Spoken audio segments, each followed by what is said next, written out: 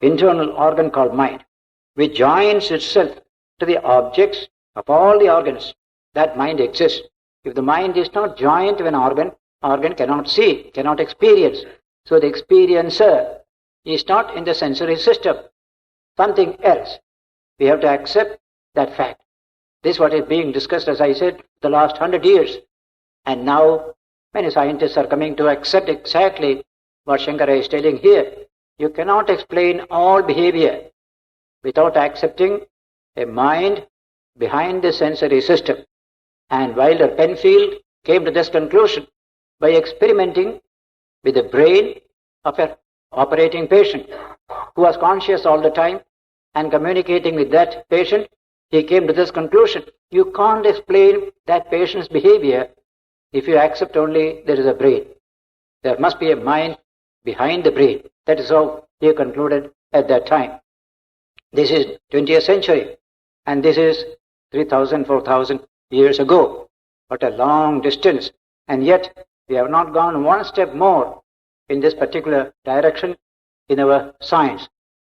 Somebody asked Max Muller on this subject why we have achieved great conclusions in physical science today, but in the matter of higher life, spirituality, or the nature of the self, we have not advanced much at all, whereas India advanced so far in this way ages ago.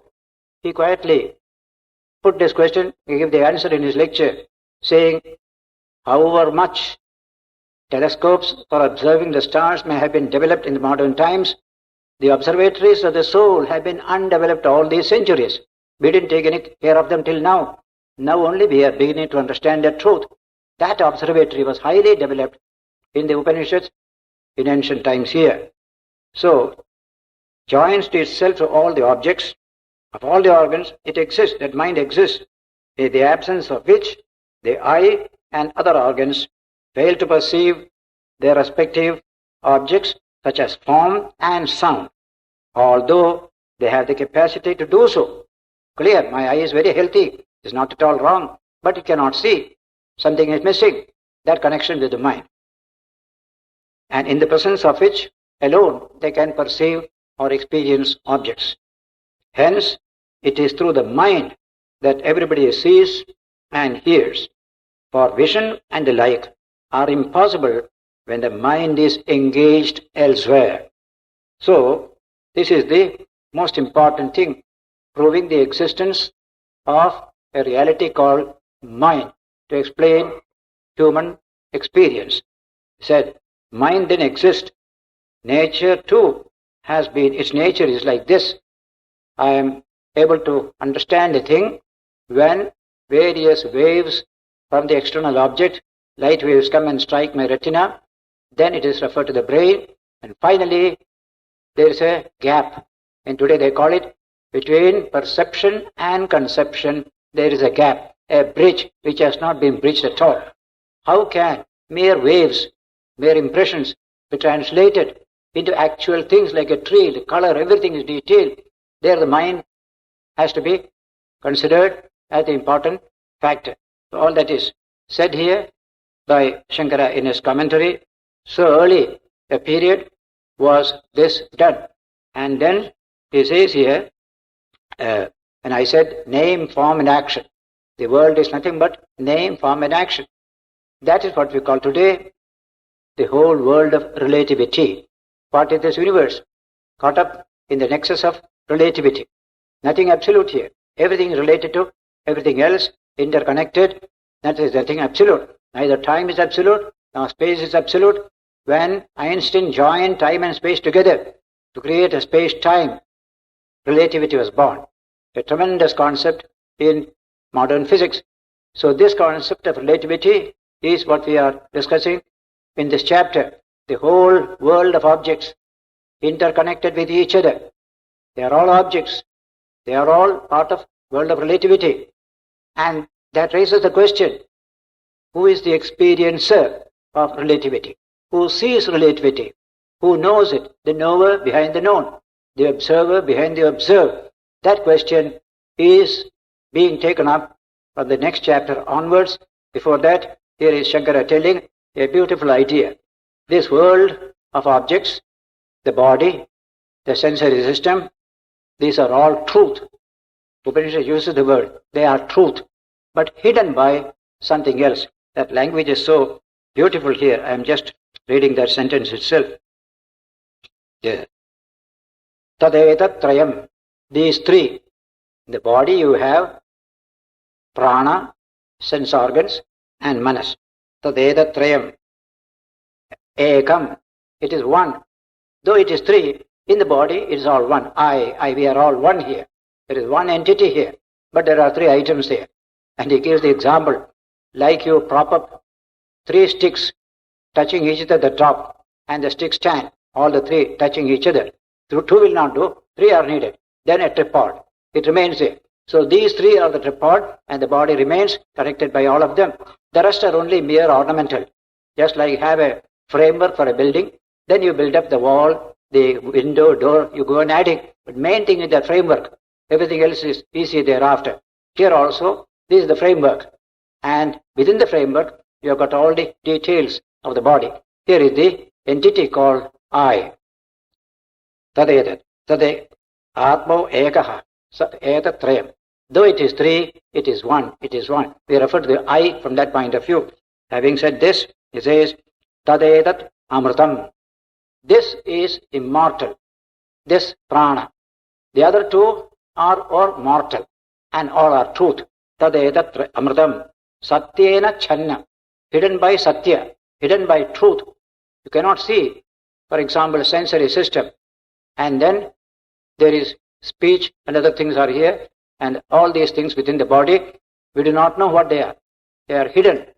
And we only see energy within the body. Activity, energy, process we see all through the body. Tadetat amritam tatyena channam. Prana is immortal. It goes on changing its aspect, but always remains prana. That's called prana. So within the external world, prana is immortal, and media through which prana expresses, they are all truth, but changing, separating all the time. Tadetat prana va amritam. Prana is amrita, immortal, deathless, temporarily what you call, relatively speaking, it is deathless. What Einstein said, time has no reality, absolute reality. Space has no absolute reality. When you combine to them, they get a relative reality. Even that is a relative reality. That is called space-time continuum, in which all this universe are only so many configurations, as we put it, a beautiful language in physics, configurations of space-time. That is this universe. One great scientist, Sir James Jeans, tried to explain the nature of this configuration of space-time. It's not easy to think about it. How do you combine space and... It's called space-time continuum, in which all this universe are only so many configurations, as we put it, a beautiful language in physics, configurations of space-time. That is this universe. One great scientist, Sir James Jeans, tried to explain the nature of this configuration of space-time. It's not easy to think about it. How do you combine space and time and visualize it? Very difficult it is. But some example can be given. He said, we do it every day. If you travel from here to Madras, you go by train. 300 miles you travel. 10 hours it takes to travel. So how do you explain the nature of this travel? You put a graph. Distance, lengthwise, and the time, breadthwise. Put like that, a graph. And in the graph, you make a line.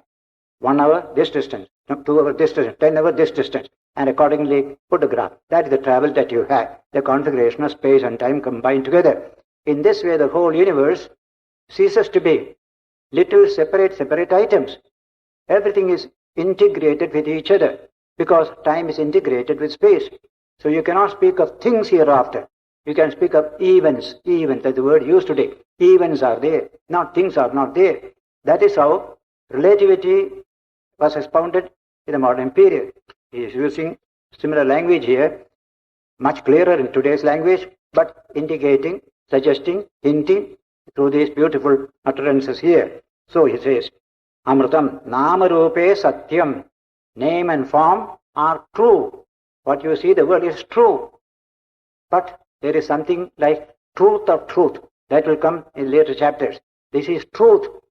And we will get the truth of truth. Satyasya satyam.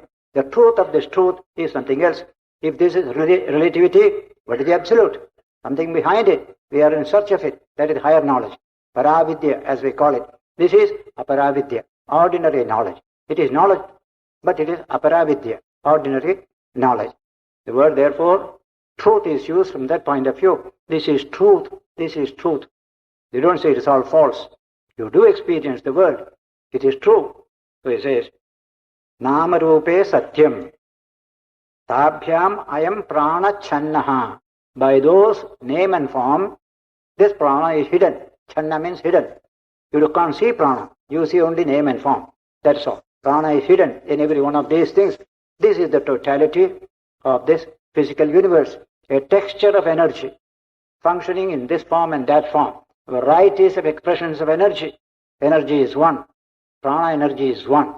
We call it physical energy in physics, bioenergy in biology, psychic energy, we call it in psychology.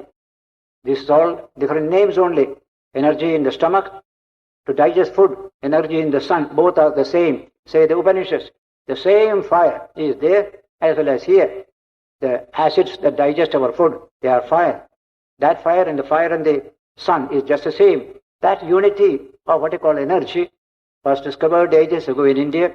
Today we have it fully developed in physical science, atomic energy or nuclear energy, similarly molecular level energy. All these energies are energy, only of different types, different name, different form. That's all. Nama Rupa. And they are Satyam, they are Satyam, they are true, they are not false. Because fire is hot. This fire is energy. You touch it, you get burned. It is a fact. It is truth. That's language said. Based on this, Vivekananda said in the Chicago Parliament address, according to Hinduism, man travels not from error to truth, but from truth to truth. From truth that is lower to truth that is higher. You go nearer and nearer. Finally, you come to this beautiful idea, Satyasya Satyam. What is the truth about is all. Departmentally, you say this is true. Another department, you say something else is true. So many truths are there. What is the truth of all this truth? That question comes. That is real philosophy. Philosophy gives you a complete unifying knowledge of things.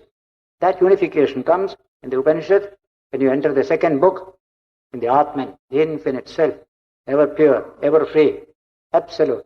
That is part of our own experience, the subject, the knower, the self. The word is Drik in Sanskrit, the seer. Drishyam is what is seen. Drik is the seer. That is eternal Drik, whose Drishyam, whose power of seeing is always there, never get destroyed. In the next book you will find this subject coming in. Nature of Drik, nature of Drishyam. What is the greatness of the Drik dealing with subject of the Atman here?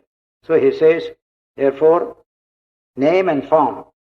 Self is immortal entity. This immortal entity is there, hidden in name and form.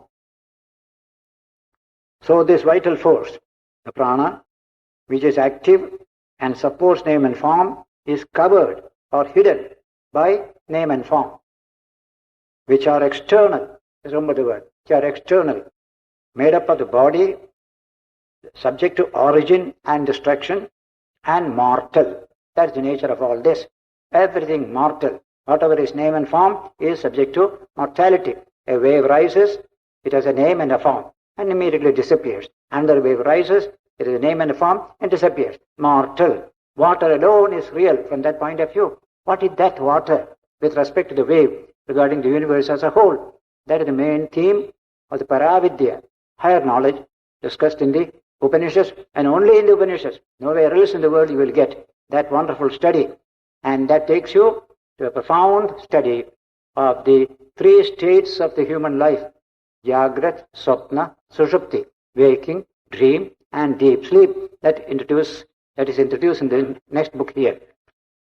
Thus, the nature of the relative universe, see the language used here, Shankara's language, the nature of the relative universe, which is the subject matter of ordinary science.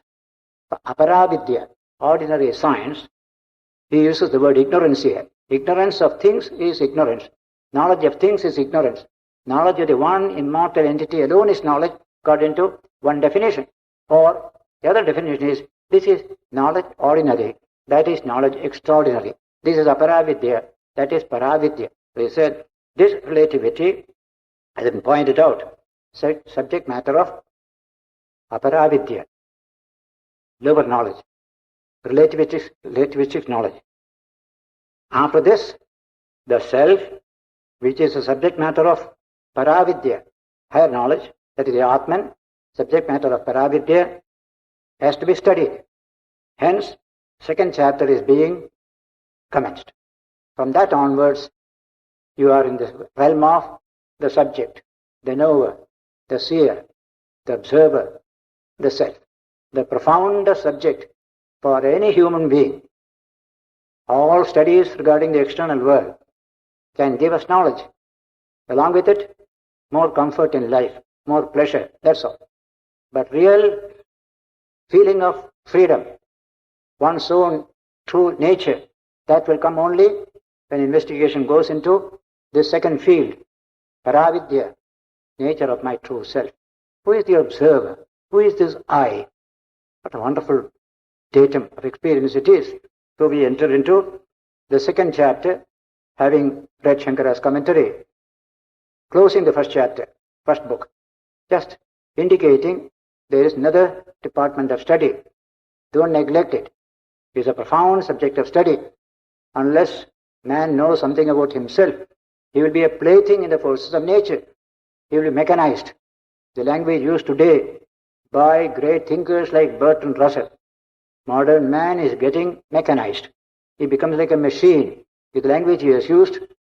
And in that book, Impact of Science on Society, Bertrand Russell says, so far we have gone in mechanizing human beings that a time will come when we will go to a factory, stand before a big machine and pray to the machine, make us good nuts and bolts in you. We are all subject to your greatness there. Such mechanization will take place, and this has been referred to by other thinkers also, like that famous book, the nature of the catastrophe that is to come hereafter, that every one of us will be conditioned by microbiological laboratory as to our behavior. We will have no freedom to behave ourselves. We will be conditioned by external factors. That's called creatureliness. That's to avoid it only Vedanta comes and tells, don't be a creature, don't be a jantu, be free, be free. That focus of freedom alone can save us today from that mechanization. That is in your own infinite self. A thing which has been completely neglected in modern thought. From 16th century onwards, as I said previous Sunday, science said, let us keep the observer out, the subject or the seer out. We shall deal with the scene, with the object. 300-400 years it has gone on. Now we find great achievements are there, but great misery also has come. Man has been devalued. That should not be. Let us turn our attention to something higher.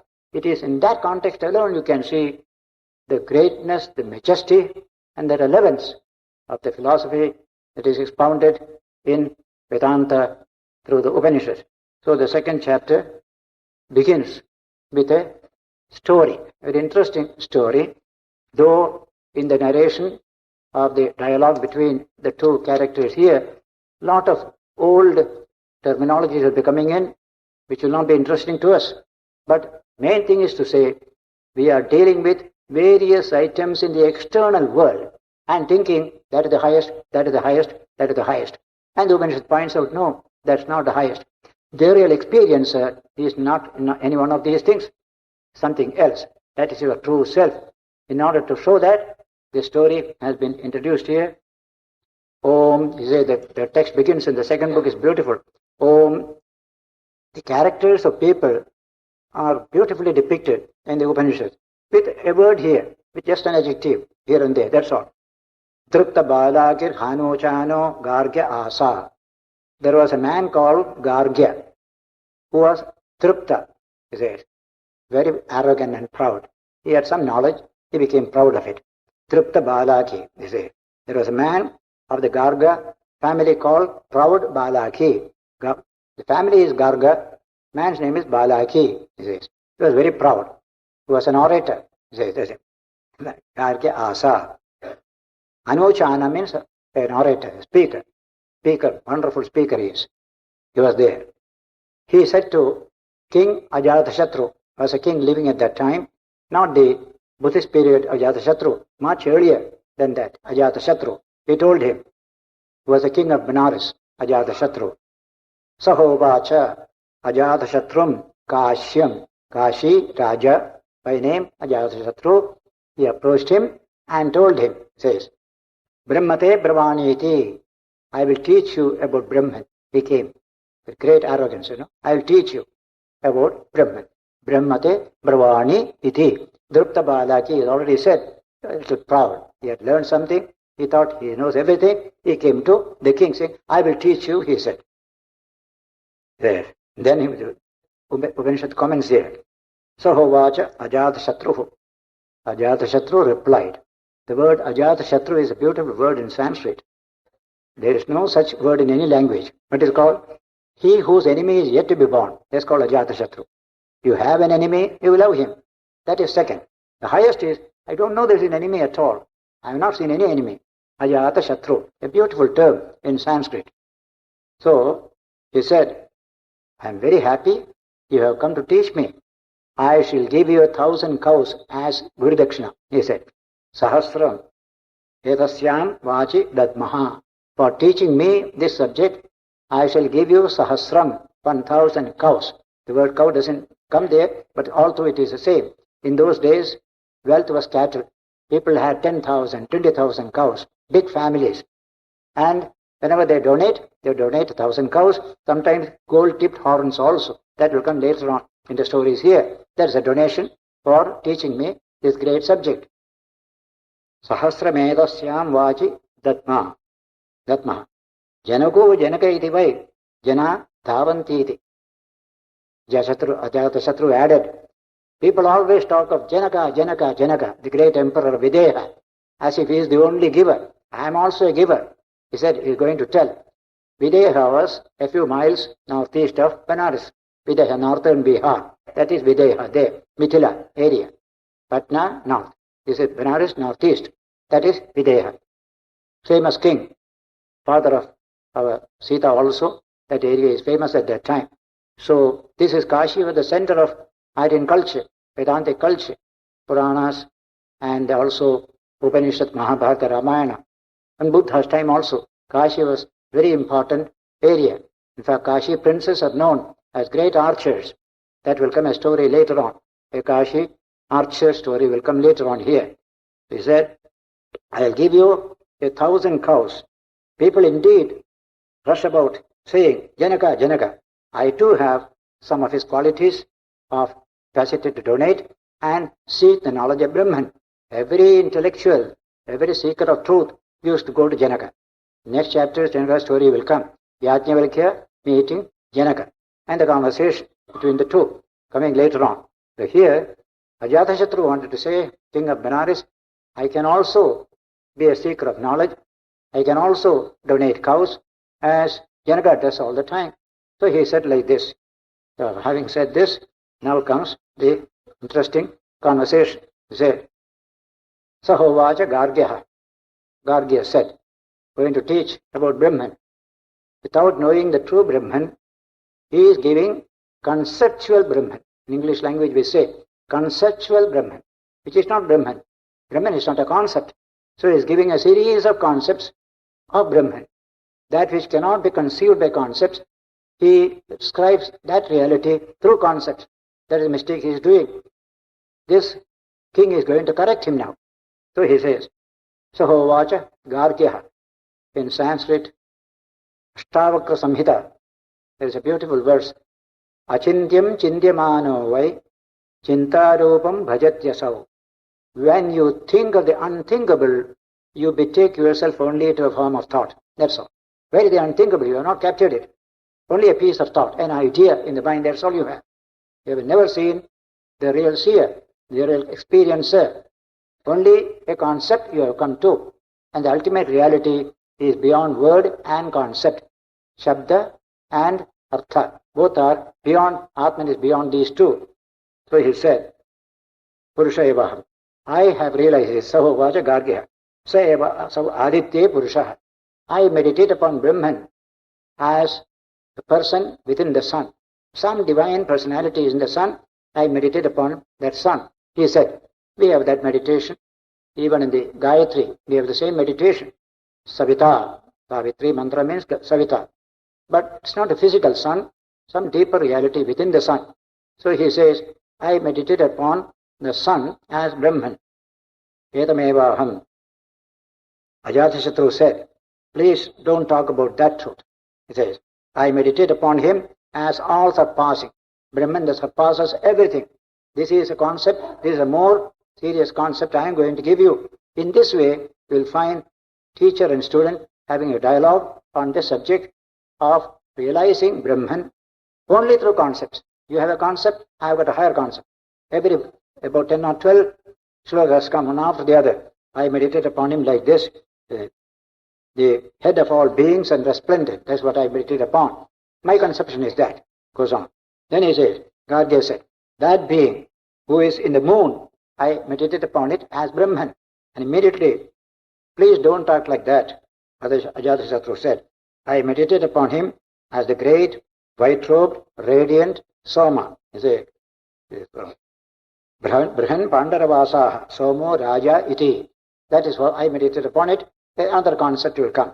Then finally he said, Gargya said, I meditate upon him who is in the lightning. Lightning. That's where my Brahman is there. How can that be? Don't talk like that. I meditate upon Brahman as powerful. For everything, he has something to counter as powerful. Then next, I meditate upon Brahman, who is in the ether, in space. That reality I meditate upon Brahman. Much more subtle reality is the ether. So, Ajatasattu said, I meditate upon him as full, Purna, and unmoving, not changing.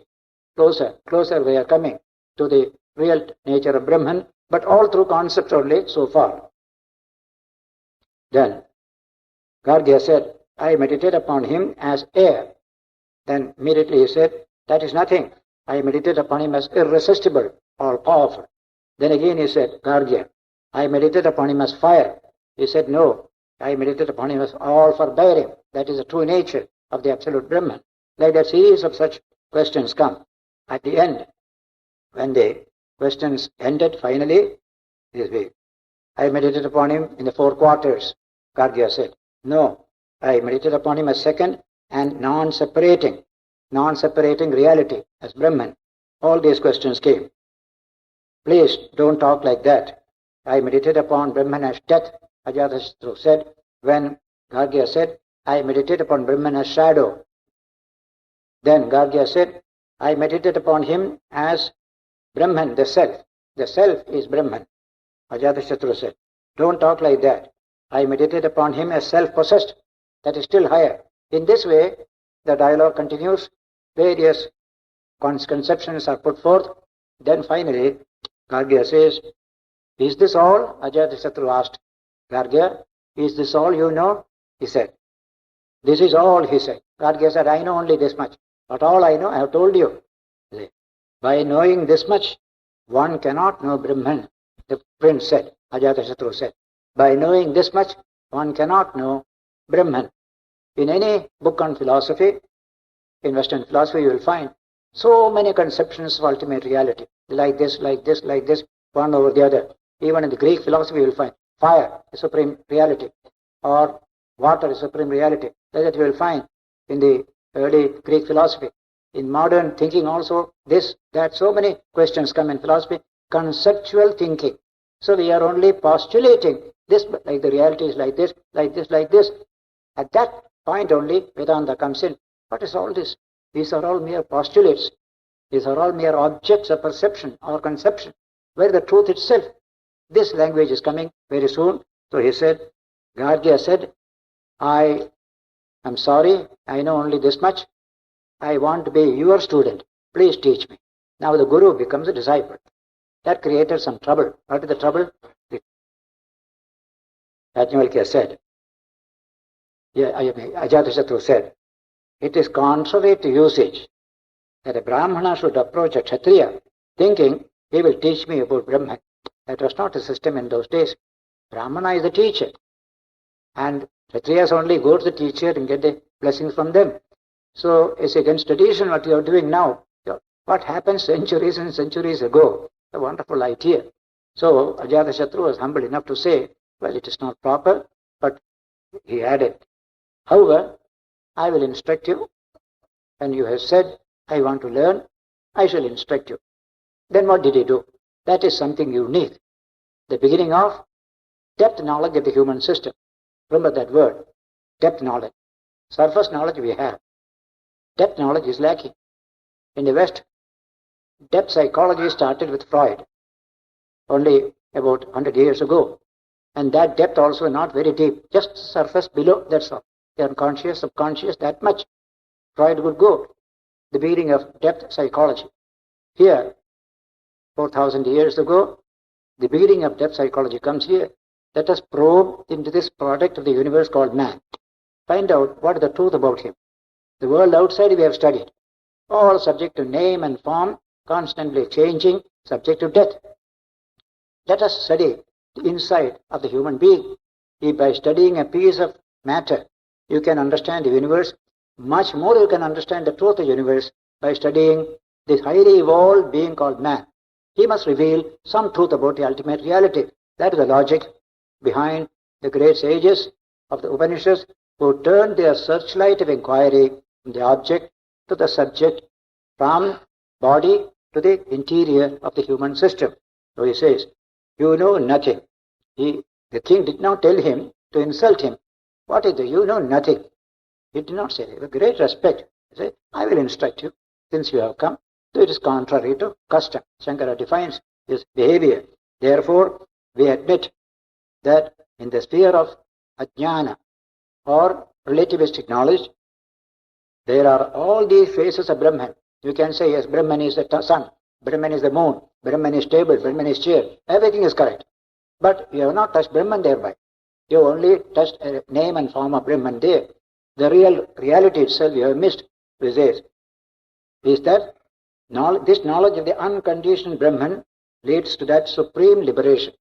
Knowledge of the unconditioned Brahman alone leads to supreme liberation, above relativity.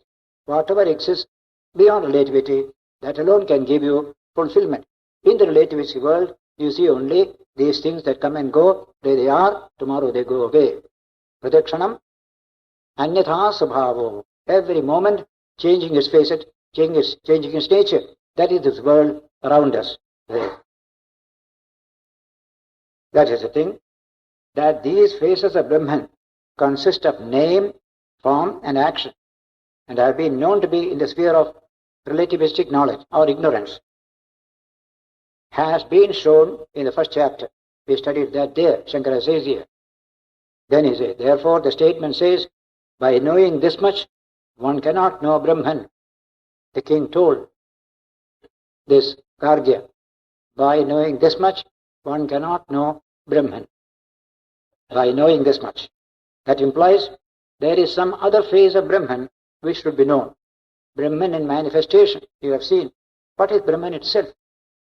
Water in wave you have seen, in bubble you have seen, in vapor you have seen, but water itself you have not seen. There is something like water itself, of which these are merely changing names and forms. So, Gargya, being versed in the code of conduct, knew that that knowledge must not be imparted to one who was not a regular student. Generally, high spiritual truths are not imparted to anybody unless they request for it.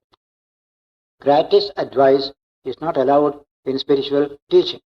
So unless you are hungry, even in the Gita you will find the 7th verse in the 2nd chapter, when Arjuna said, I want to be instructed by you. I am your student. Please teach me. Then only Krishna started expounding the Gita. Up to then, it is only description. That's all. So, Shishyasteham Shadhimam Tvam Prapannam, Arjuna said, I am your disciple. Teach me. I have taken recourse to your superior wisdom compared to my own.